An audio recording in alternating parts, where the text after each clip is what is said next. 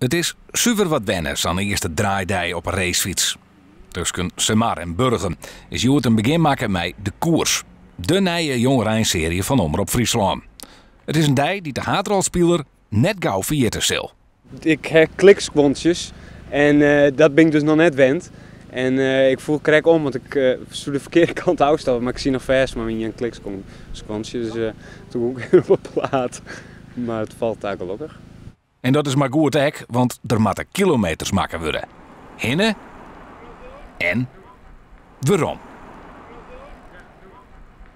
Je moet we iets van 8 scènes draaien. Het zijn vooral scènes met Sieger, dus haatrolspeler. Die jongen van Santjen die heel getalenteerd is. En de toppen bereiken wel, maar ja, er wat hoppels voor nemen maat om z'n vier te komen. En Joert draaien we de fietsdingen dat hij ontfietsen is.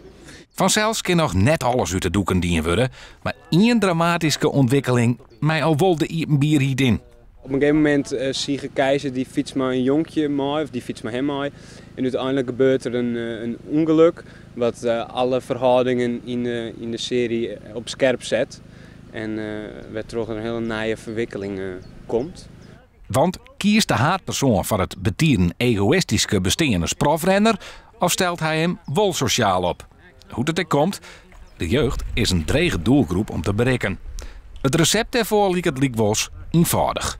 Nou, gewoon een mooi verhaal vertellen. En dat het verhaal mooi is en het is mooi in beeld gebracht, dan hopen we dat het natuurlijk iets suggers oplevert. De koers is in november bij Omroep Friesland te zien.